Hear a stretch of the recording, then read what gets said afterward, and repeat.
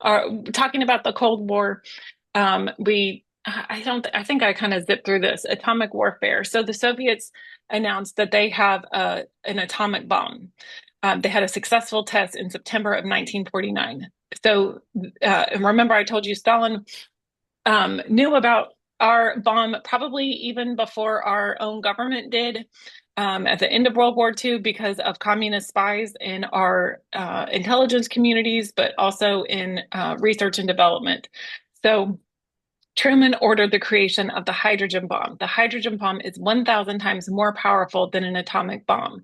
We cannot have parity. If we have a bomb and Russia has the same caliber of weapon, then we have no advantage. So we have to have even superior military technology. So the hydrogen bomb testing, that's this big mushroom cloud, took place in the Pacific. It is a city-smashing thermonuclear weapon. The H bomb was a success. I don't know of any other hydrogen bomb ever being detonated. If you're keeping score, the Americans are the only ones who have tested atomic weapons above the Earth's surface. So in 1954, there is a success. The hydrogen bomb explodes. All of this ash rained down over islands.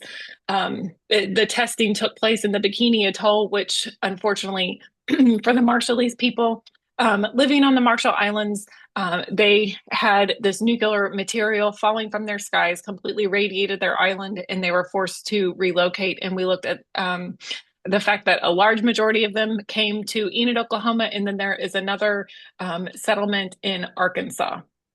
So it's a pretty, I mean, we see the impact of this nuclear testing in Enid and how it has changed our landscape. So, then we couldn't rush through the Korean War. So the Korean War takes place from 1950 to 1953. Um, and I wish that we had more time in this class because I think it's hard for Americans to understand nationalism because from the 18th century, so the 1700s, in our colonial experience, we had this new man. We had new creations, new nationalities being created. So so think about your own families. Like, I don't know what my husband obviously is Czech. So his father's side is very, very Czech. His father didn't speak English until he started going to public school and had to learn English. So his family is very, very Czech. But his mother's side, I don't really know what they are. Probably English, maybe. I don't really know what their nationality is. My people are French and English with a little bit of German. I think probably there's some Irish thrown in there, but I just listed a whole bunch of nationalities in my own genetic makeup that is not to be found in Europe or in other countries. So if you are English, you're in England. If you are German, you're in Germany. If you are Irish, you are in Ireland. So all of those things, right? You have an exclusive national identity that has never been the case for the United States. We have mixing of populations at unheard of levels anywhere else in the world. So when I'm telling you that these other people groups around the world don't have a national identity, it's hard for us to understand because we have been just this big mess for a long time. And it doesn't. Americans are Americans because we have an allegiance to a set of ideas, not because, but we do have a shared language and we do have a shared history. So we do have a lot of the traditional markings of a nationality, but not really the ethnic part of it, and really the language part of it either. It depends on what part of the country you're in, if you what the predominant language is. But English is the baseline.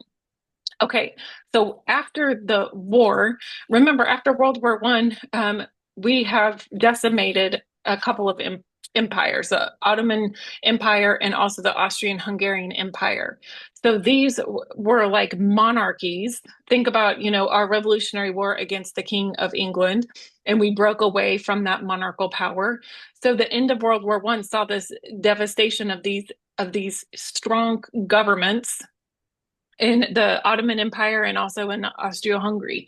So then we have new power, like a power vacuum. So we have new arrangements taking place. Well, in most of those places after World War One, we see the traditional powers, France and England, also the Dutch to some degree, continuing on their policies of colonization that had been happening since the 15th century. Okay. So we see England colonizing, continuing to strengthen, picking up all the droppings from the Ottoman Empire, right? They negotiated with the Arabs to turn on the Ottoman Turks. And so after World War I, Britain becomes a dominant player in the Middle East. And so does France and Syria, right? After the war and after they continue this colonial thinking. And the same thing happened in Korea. So after World War I and II, we see the French continuing to colonize in Southeast Asia. But in the 1950s, now they're being challenged. So what is America going to do? So we have China expanding, Russia's influence, communist influence expanding, and now is challenging and threatening the French holdings in Korea. So in June of 1950, North Korea and the Soviets cross into South Korea. And in September of 1950, they pushed deep into the Korean Peninsula. So here is a picture in June, and then by September, this shows how far the communists and Soviets have pushed into Korea.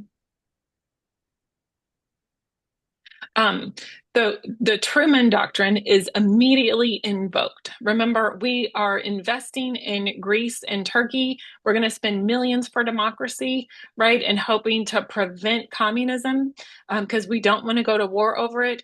So this containment theory, we're going to contain communism wherever it's found. Well, this is communism acting out and aggressing towards, and I say democratic loosely because this is a colonized place, right?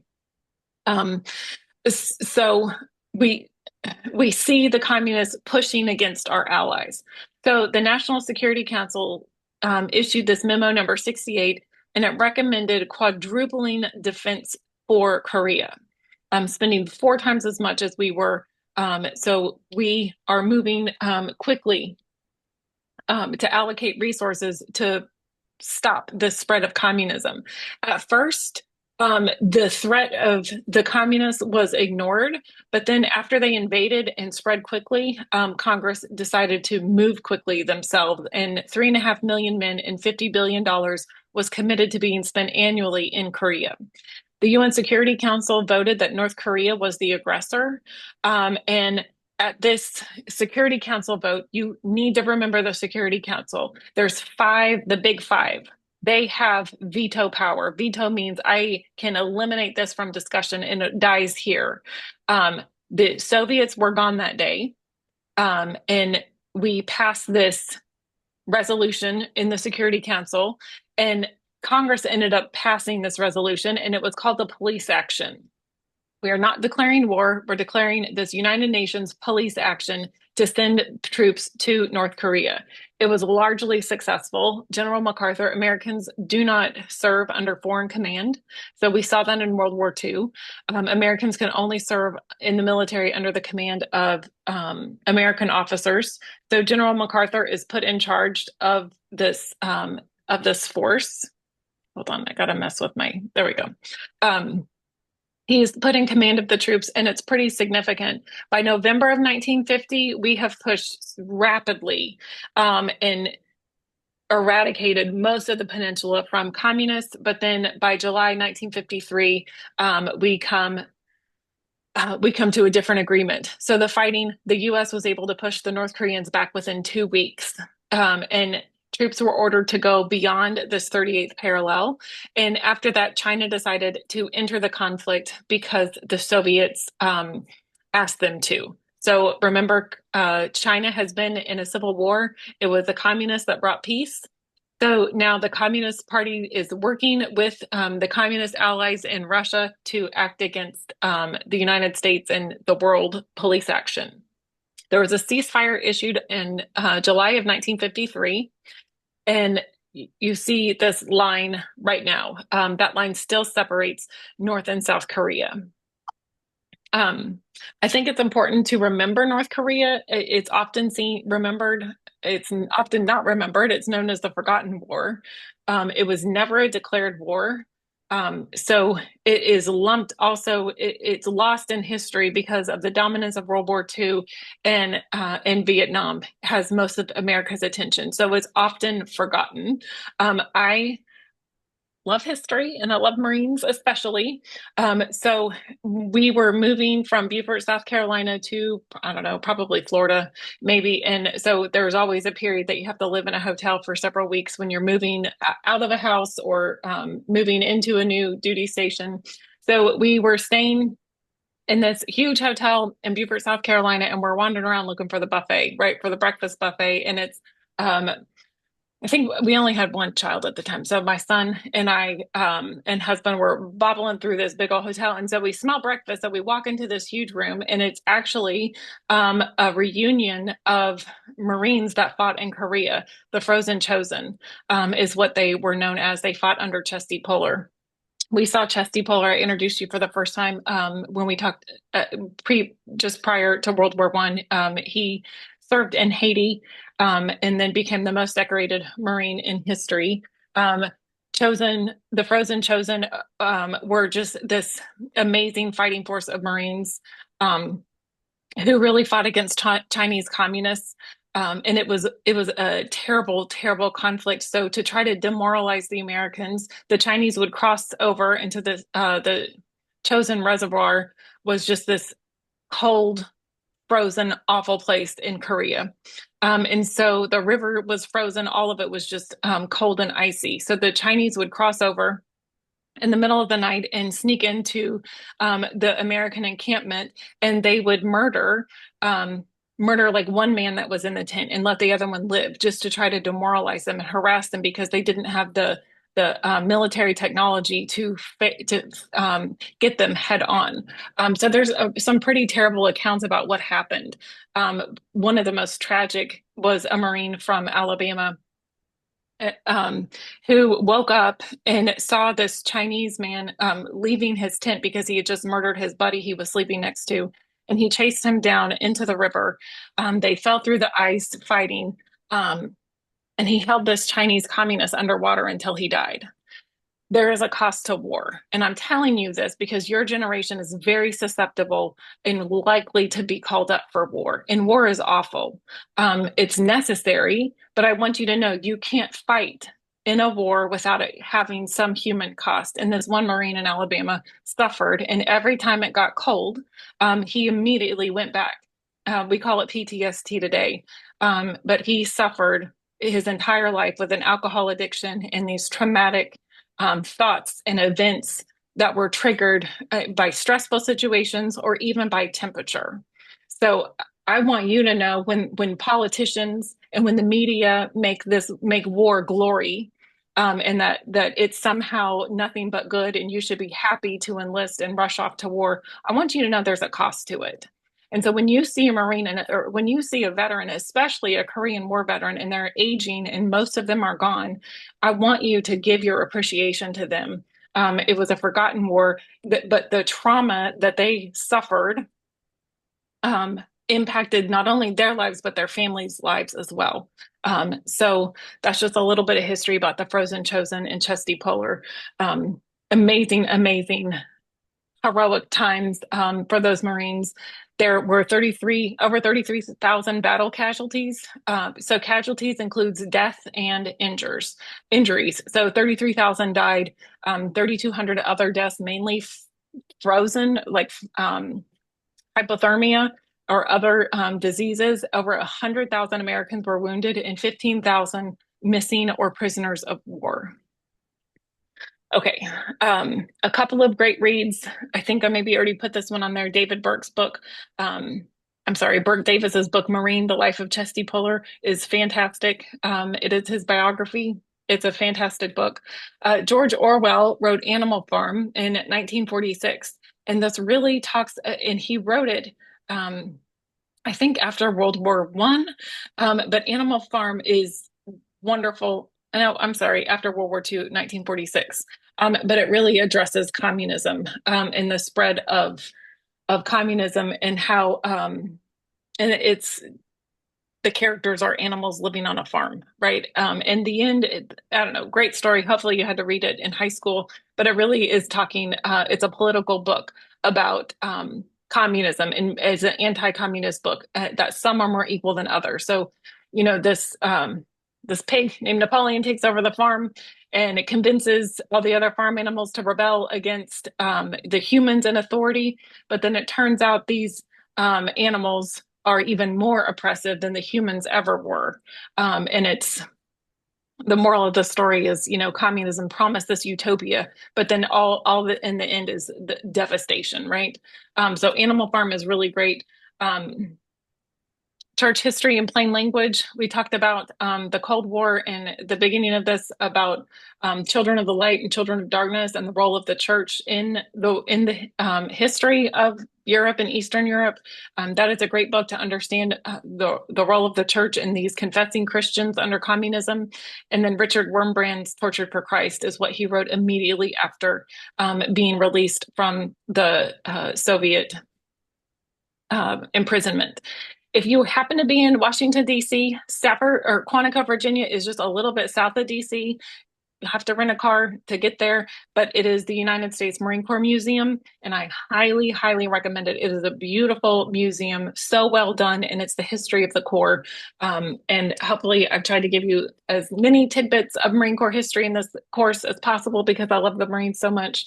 But go to that museum. It is well worth your time, and it is just beautifully done.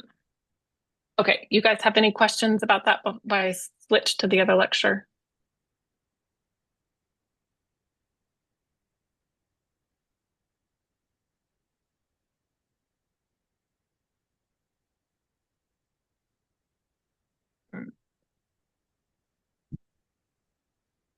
Okay.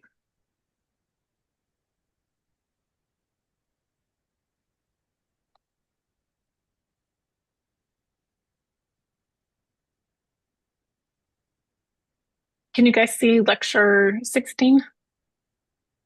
Wonderful. Thank you, thank you. So now we're looking at Eisenhower in the early 1950s. And America in the 1950s enjoyed widespread prosperity, and two new distinctly American creations emerged: consumerism and rock and roll. Though times were good, Cold War tensions escalated quickly by the decade's end. American foreign policy success of the 1940s were tested, and conflicts arose from the crumbling empires of Great Britain and France. So domestically, we're going to look at what was happening within the United States. And politically, probably the biggest thing to happen was the 22nd Amendment. It was ratified in February of 1951. This gave the president term limits. Presidents could only serve 2 terms, a 4-year period. Up until that point, it was tradition. Washington served 2 terms and then stepped down. Every president up to FDR served 2 terms and tell that man, and he just kept running for reelection. It was initiated by a Republican control of the 80th Congress. They served from 1947 to 1949. And the joke in history is that these Republicans were worried that FDR was going to come back from the dead to beat them in a presidential election. The Republicans finally had some power and they decided we never want to let the Democrats have that much control over the presidency again. So they passed the 22nd Amendment, which limits the term of the presidents to 2 terms only, right? They don't have to be consecutive, but men can only run for office and serve for a period of 8 years. So the election of 1952 is between Eisenhower and the Democrat Adlai Stevenson. Stevenson was from Illinois. He was a Democrat New Dealer and an internationalist.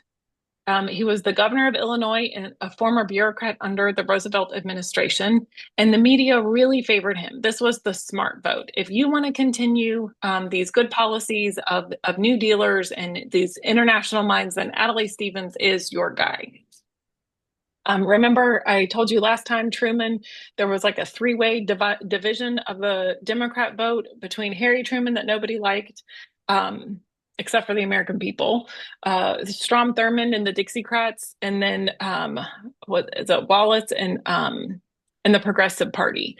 So Truman wins. So the Democrats really solidify around this Adlai Stevenson. The media loves them.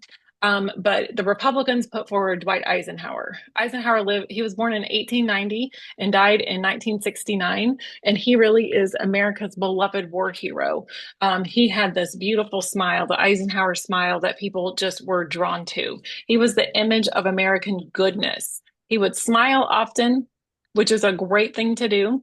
And he gave short answers. Both of these things made the press very, very mad. They didn't like that he was so popular with the people and that he didn't really need the media. It's amazing. The politicians that have a large reach that don't need the media, often the media does not like. Pretty interesting. Okay, so up to this point, we've seen Eisenhower several times in history, mainly as a general. And the Democrats tried to recruit him to run, and he refused to do that. And so they went with Harry Truman. But now the Republicans were able to win him to their side, and he ran as a Republican. So his campaign actually was the first campaign to use spots, television spots, commercial ads. So right now, I really only watch football, TV. I only watch TV for football. That's all I really care about. For the most part, I don't. I'll watch movies or whatever. I'll find something that I want to watch and I'll watch that program, but I don't just turn on the TV. And so I have seen more commercials since I haven't seen commercials since I watched football last year, and I only watched college ball. So, so I'm seeing all these commercials, and you can definitely tell it's political season because campaign ads are all over the place, right? And they're not great actually this year, but I've seen a lot of them online too. But Eisenhower's the first one to use television ads. These ads on television give him direct communication with voters. I think Obama revolutionized how you campaign because he dominated social media. He understood social media connected him with, at that time, the younger people in the population, and he did a great job. I don't think anybody rivaled him until Trump and his tweets arrived on the scene. But I think Trump was wise and observed Obama's skillful use of social media, and he was able to replicate that, if not do even more with his Twitter feed. So this direct communication with voters was very important, and Eisenhower is the first to run campaign ads. So hopefully, I'm going to show you this campaign ad. Hopefully it'll play. Somebody give me a thumbs up if you can see it playing. Good. Yeah, it's playing.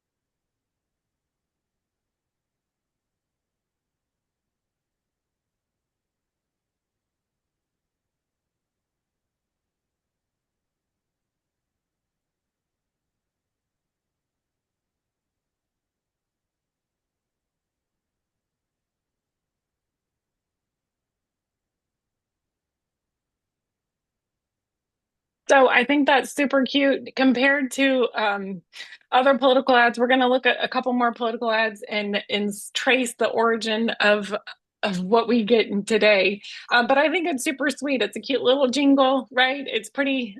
It's very positive. The only thing he said about his opponent was, "We'll let Adelaide go the other way." That's pretty catchy and rhymy and innocent, right? So anyway, that's the first campaign ad that Americans were watching. Campaign ads work. That's why they cost so much money. And television networks understand how much money is involved. So it has just grown this industry. So that is the first one. I think it's important. He chose Richard Nixon to be his vice president. We talked about him at the in Congress from he was a congressman from California, but he was chosen to help solidify the Republican base. Nixon did face accusations of illegal donations So this is nothing new in politics. There's accusations made, and somehow they make their way to the media. So there was this huge media campaign against him. I think I put it on Blackboard, but it's his famous checkers speech. So Nixon is there, and his wife is sitting on a couch across from him, and it's this address on television. It's a spot that they bought or was televised speech, and it was known as the checkers speech. And he goes through and talks about all the places that he and his wife have traveled during the campaign, all the expenses, what their income is. Like he just reveals all of it. Like here's our personal accounts. Here's my mother-in-law needed a place to live, so we bought her a house. Like he tells all his family business, and then he said, "But you know what? There is one area that we have found that we did receive a campaign donation that may or may not be illegal. Somebody in Texas, I think, gave our children a dog checkers.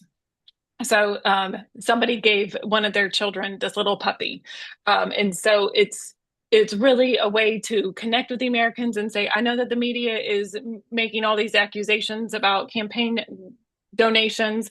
I'm transparent, and really the only thing that we've ever taken and kept is a puppy that was given to my daughters. And Americans love puppies, right? So I think it was really interesting. A great way to cut off that accusation is to just be a lovable, open, transparent, but it ends with this cute little puppy. Um, the campaign pledged to end the Korean War, and indeed, there was an armistice 7 months later. And the electoral count, remember, you do not win the popular vote, you win the presidency by the electoral vote. And when you go to vote on November 5th, you're not voting for either candidate, you're voting for a slate of electors. Oklahoma has seven.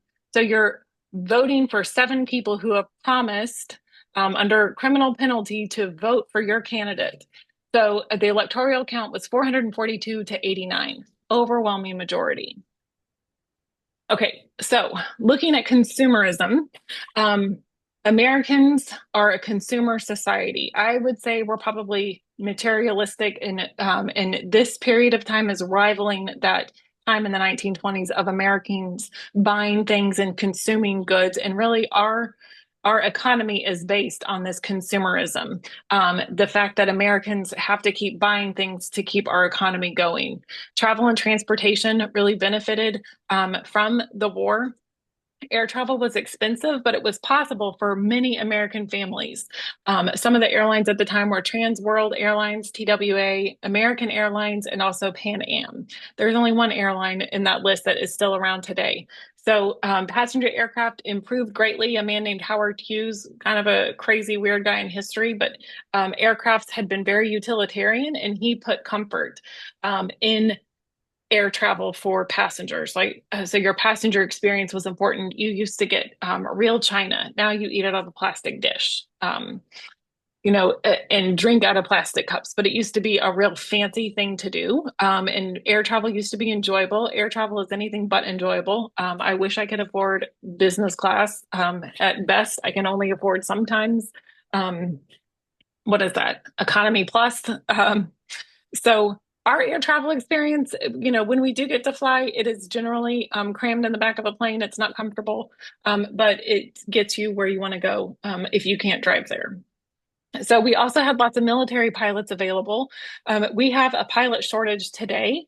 Not as many people are going into the military. And so if there's fewer military people to retire or to get out, that usually is a huge entryway for pilots in the military become commercial airline pilots.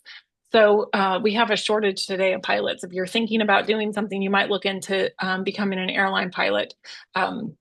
But most people join the military, get their pilot training and their college paid for that way, and then make pretty good money being a commercial airline pilot. Automobiles are just exploding at this time. We talked about Americans moving into suburbs, and really, once you make that move into the suburbs, it's required to have two cars. One car to get your, husband into the city to his office job, but then you also need a car to get the kids around, right? So you have a commuter car, and then you have the family car that the mama has to shuttle everybody to school and activities and errands and all of that. So you see Americans becoming two-car families.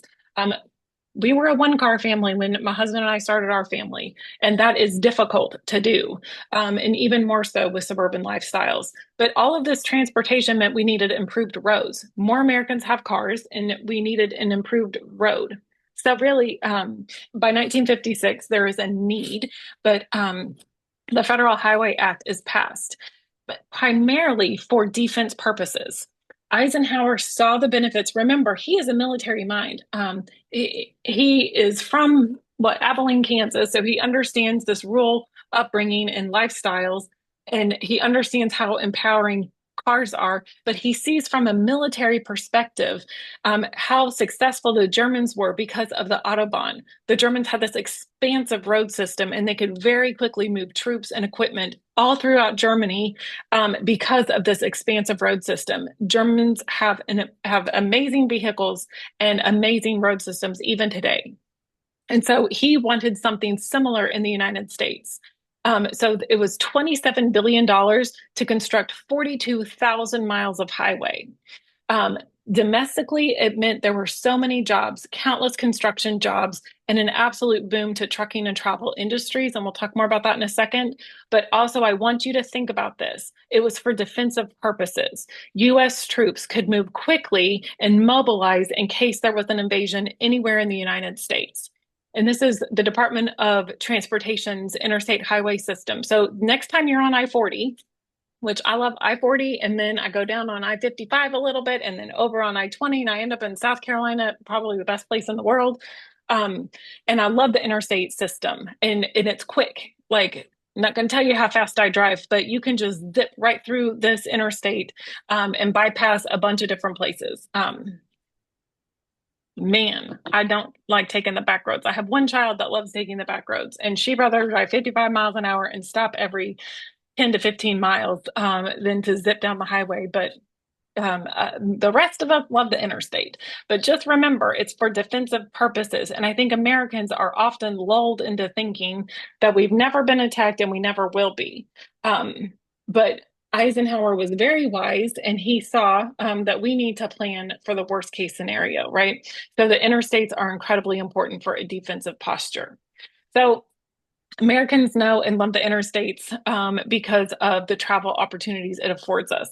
Kemmons Wilson and his wife were traveling, and they were dissatisfied because of the mediocre hotel options around the country. And so they would get to one hotel, and it would be one amount of money. But if they had kids with them, sometimes those hotels would charge more for kids.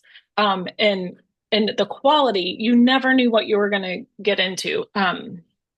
I remember we were driving from California to Oklahoma, and we stopped in Tucumcari, New Mexico for a hotel, and it is the scariest thing I've ever been in my entire life. And we walked in, and the sheets were moving. I think there were critters in the bed or something. And I turned around, I told my husband, I cannot stay here. We got to go get our money back because I am not staying in this room. It was so creepy and so terrible. So he just got to drive through the night while I slept, not complaining anymore in the passenger seat. So this Kemmons Wilson and his wife decided, hey, you know what? There's a need for quality and consistency, and I think that we could do it. So they started growing motels. They started buying up and building motels. Eventually, they owned 250 motels in 35 states. And their goal was to give people a good night's sleep. It becomes the Holiday Inn.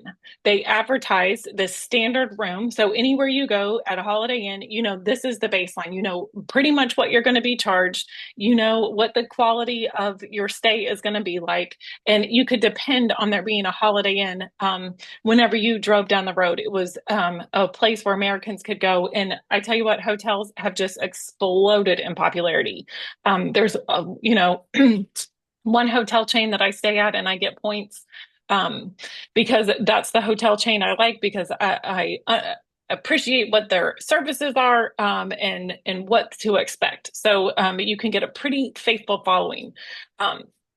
So I think that's great, and it linked obviously to the development of the interstate system, but also food and these travel needs. So McDonald's recently has been in the news, but McDonald's was started by a set of brothers who really were thinking about this fast food industry and how they could make a profit, and really, in a lot of ways, created this quick service industry.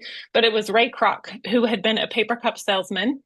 And he invented this multi milkshake maker that bought out the McDonald's brothers and really was able to bring this franchise, I think it was in California, to the national level. Gosh, I feel like I started this lecture hating on McDonald's, and I really don't have it that often. But it is such a comfort to know that whenever you're traveling in the United States, you know exactly the quality that you're going to get at McDonald's. I've never met someone that didn't have a McDonald's order, right? So even if I don't like eating there very often, I definitely know if I had to eat there, I know what I would get and I know what it would taste like. It's pretty much the same standard everywhere. I will say, I've eaten at a McDonald's in France, and instead of having like a sugary ice cream or something, they have frozen sorbet, and it is fantastic. So European food is usually always better to American food, even in the fast food world.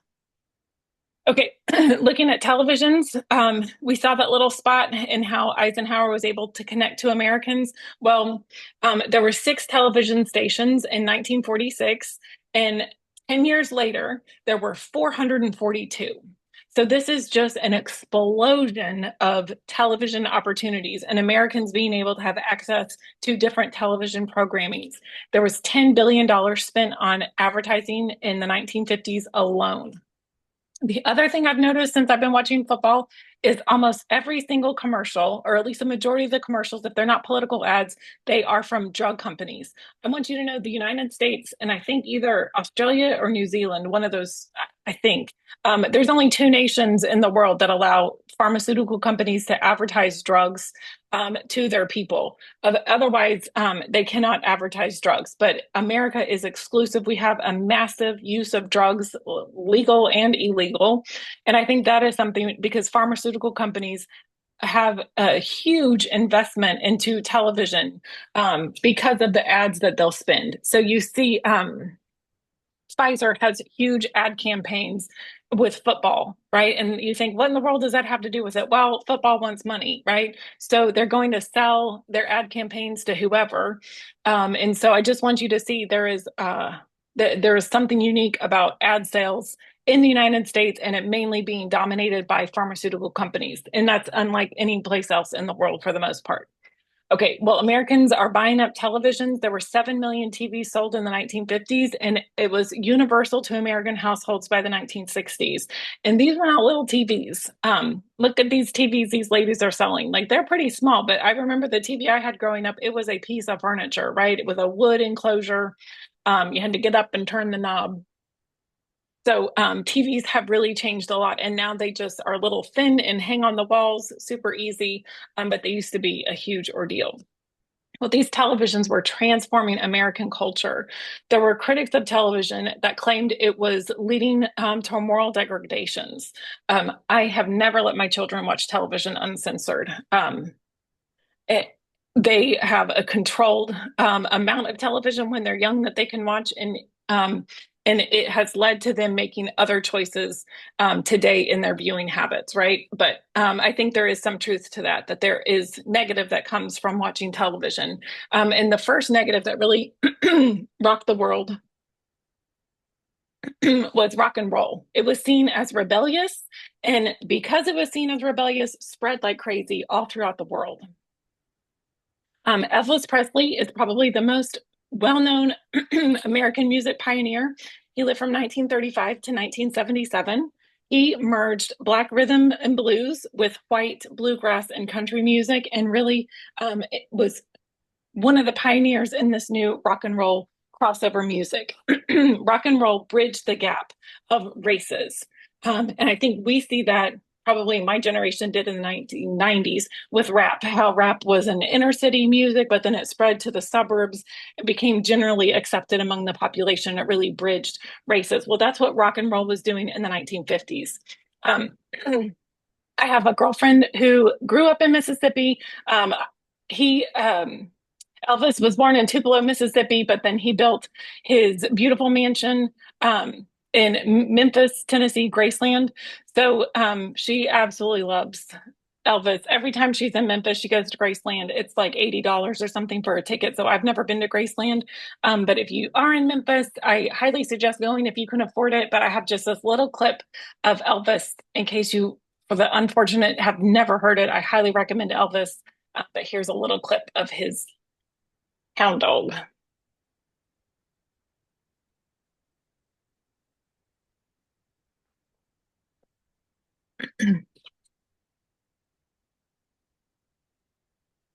I'm not able to hear it.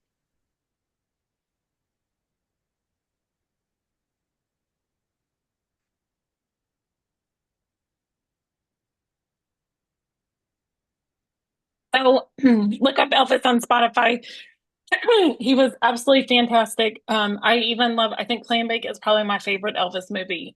So he even did movies for a time, but I really love Elvis. Probably wasn't a great guy in real life, but I love his music. And I think you should look into him. The other person that I really, really love is Chuck Berry of this age, and he really is known as the father of rock and roll.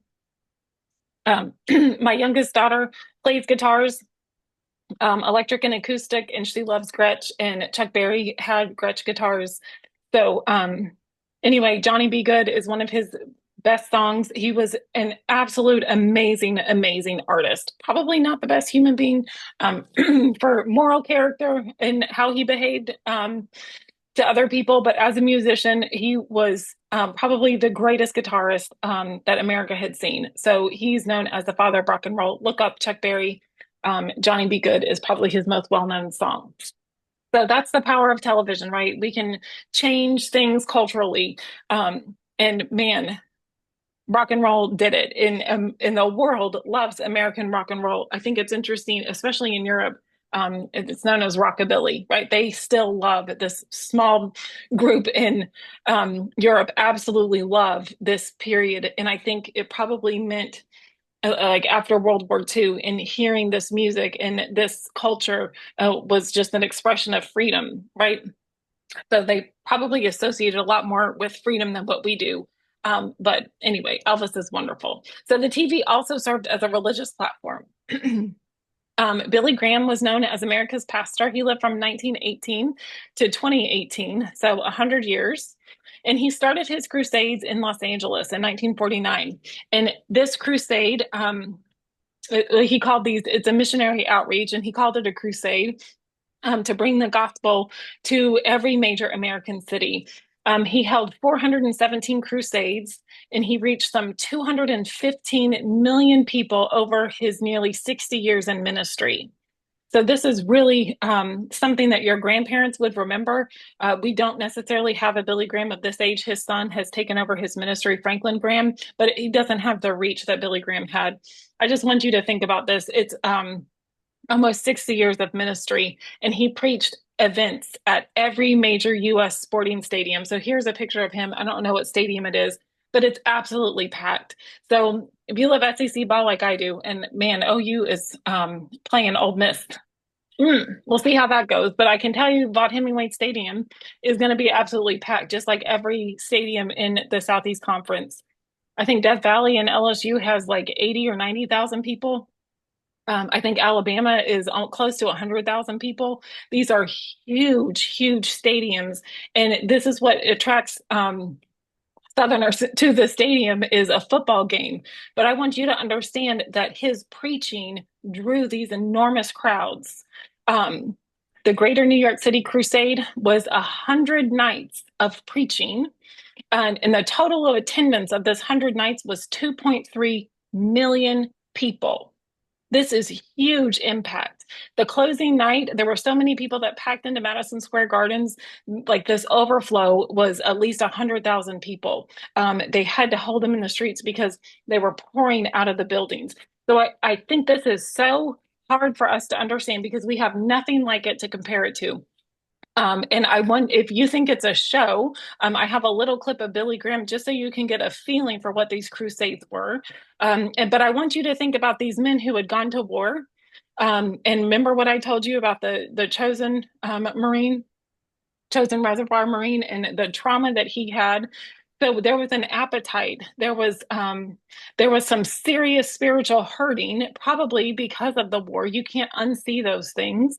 And I think a wrestling with who we are and what am I here for, more so than what our own generation talks about. So I'm going to share with you just a couple of minutes so you can get an idea of what these people were flocking to and just consider it.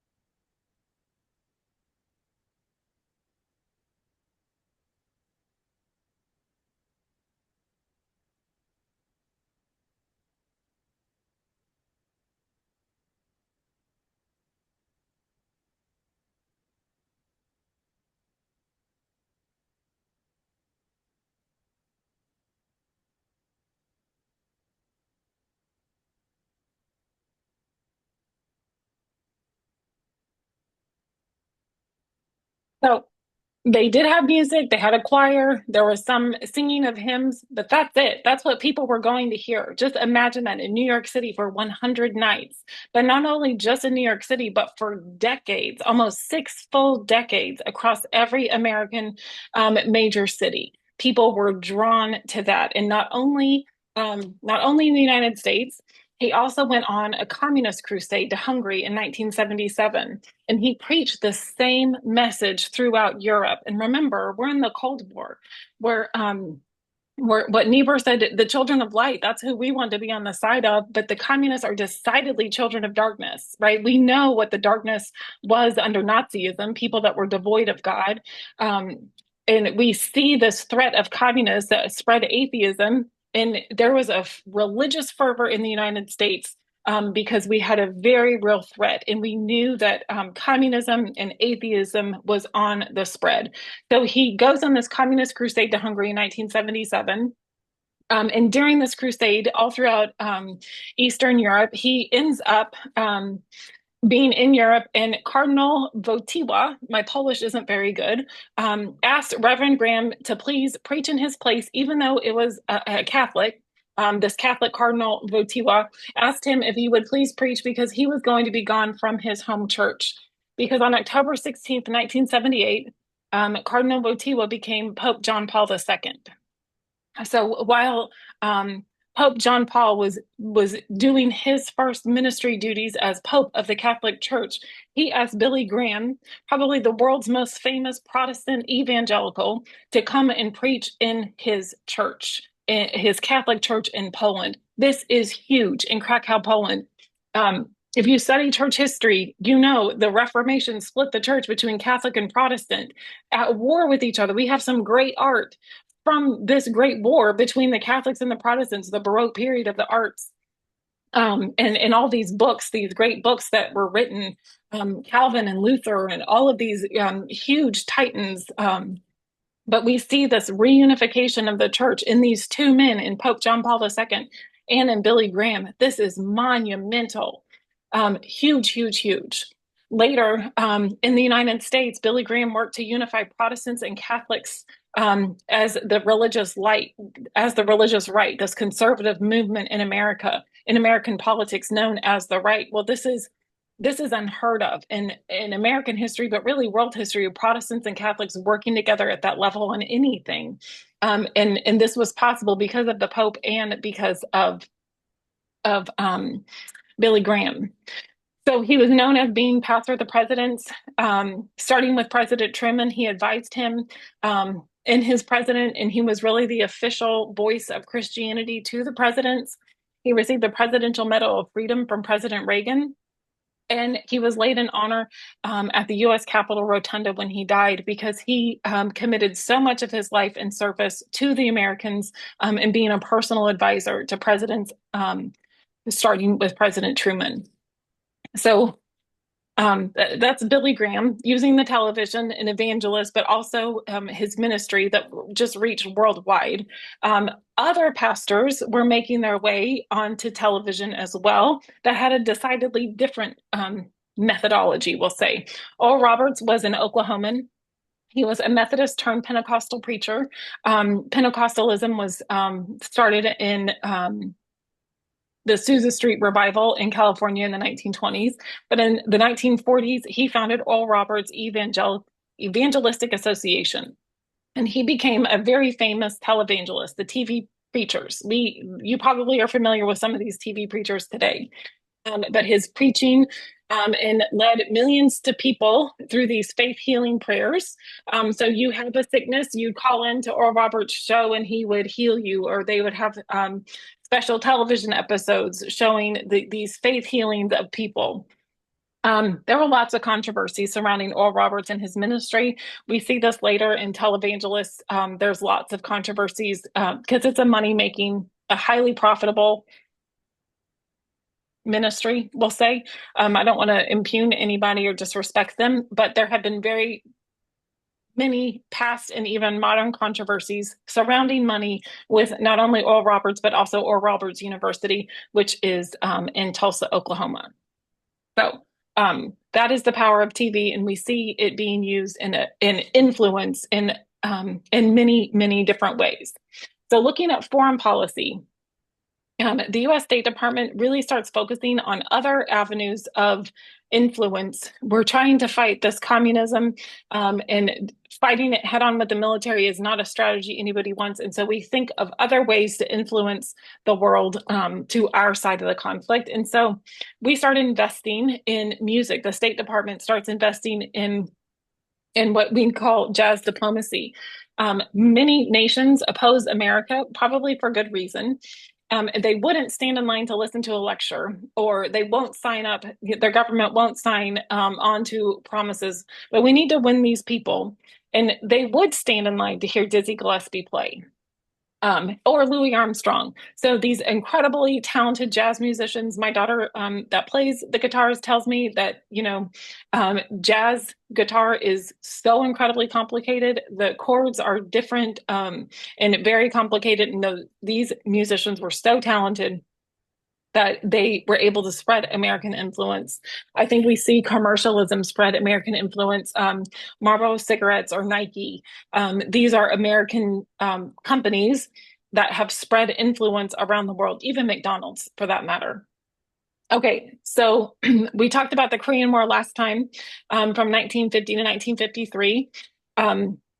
Eisenhower promises to end, and he threatened the use of nuclear weapons, and he is able to do it. The Chinese agreed to an armistice, which is like a truce, for their own political and economic interests. I don't necessarily think they were scared into it, but for their own interests, they decided to make peace with the United States. This peace in Korea came in the form of the DMZ, the Demilitarized Zone. Both sides, North and South Korea, withdraw their troops 2,000 meters from this border. There have been 23,500 defections from North Korea to South Korea since 1953. If you leave North Korea, you flee, and it's awful. There's a video on Blackboard. I'd love for you to watch it. The death, horror, and unimaginable terror that befalls communists is worth understanding.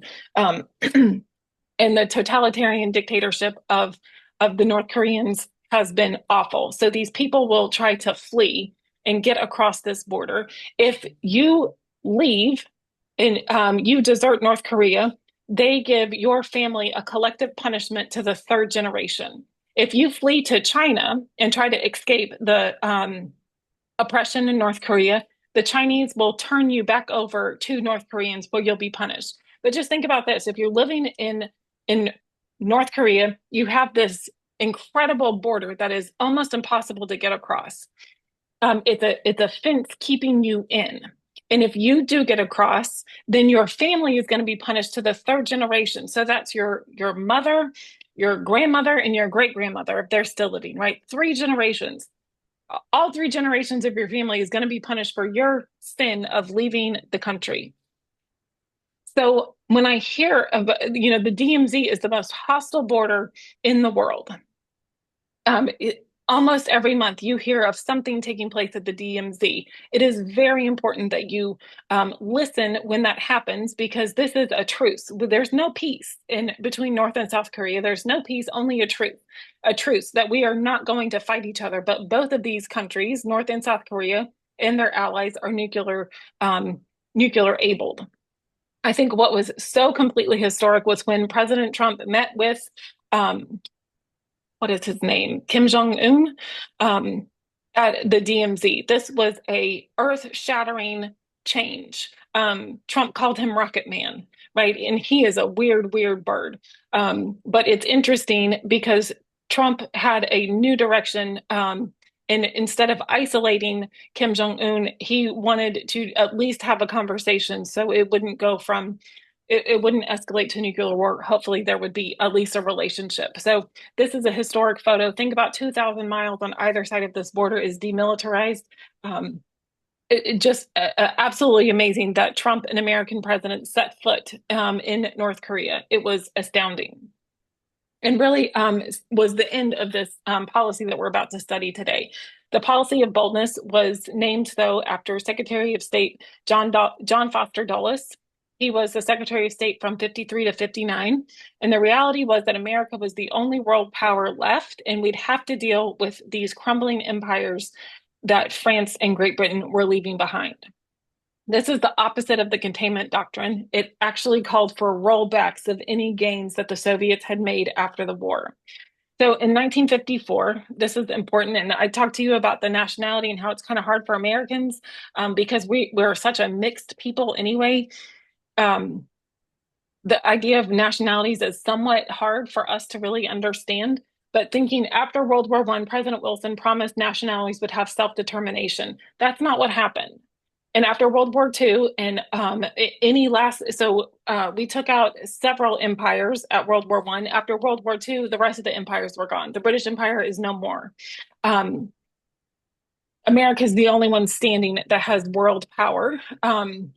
Besides Russia. So looking around the world, how are these people going to express themselves politically? Well, Vietnam was a French colonial province. After World War I, they did not let the Vietnamese people have self-determination. There were nationalists in the country, Vietnamese nationalists, people who are 100% Vietnamese, and they were challenging their French colonial rulers, either French people, French-speaking people, or Vietnamese that were allied with the French. The 14 points of Wilson promising in the Atlantic Charter after World War II, that promise that nations would be recognized in these former places was never honored, and it never applied to Southeast Asia. Ho Chi Minh is pictured here. He went to Paris to talk to President Wilson and to the Americans to make his case for Vietnamese to be recognized as their own nationality. Later, he was rebuffed by FDR. And since no American from Wilson to FDR wanted to talk to Ho Chi Minh about Vietnamese people and their national independence, he chose to start speaking to the communists who were more than happy to hear his case against the French colonial rulers. So by 1954, the United States was spending $1 billion in spending to Vietnam, but it was considered aid to France. So France is our ally from World War II. They have colonial holdings in Southeast Asia. Saw that a little bit in Korea, but they also in Vietnam. So we are spending $1 billion to help France hold on to their colonial holdings, which in other parts of the world, we said we were going to support the nationalist people voting for their own governments.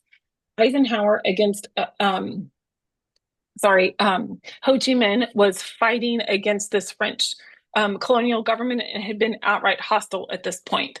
So Eisenhower, against the majority of his cabinet, the people that tell him what a good thing to do is or what not to do, Eisenhower refused to support the French, who had a fort that was under siege at Dien Bien Phu. He said, no, this isn't our fight. This is what the French have chosen to do, but we don't have to pick up for the French. They are our ally, but we don't have to fight for their colonialism. So Vietnam was halved at the 17th parallel at a conference in Geneva in 55 and 56. The United States was not present at this conference. I want you to remember Vietnam and Dien Bien Phu that started in the 1950s, and America wanted nothing to do with it. There was a Hungarian uprising in 1956. The Soviet was testing Dulles' policy of boldness, and are you really going to push us back wherever communism is being challenged? So these Hungarians decided that Americans, seem to be on the offense against communism. If we organize and show a rebellion against our communist overlords, the Americans will come to our aid. These anti-communist protesters publicly went forth against their Soviet rulers, and it petered out. The Americans did not get involved. American strategists looked at this, and while we supported these anti-communist protests in Hungary, there was no way we were going to use nuclear weapons to drive the communists out of Hungary. And since we did nothing to come to the aid of these people rebelling against their communist rulers, the Soviets moved in and crushed the protesters in a massively punishing military takeover in their response. So that makes America a little bit hard to get along with, right?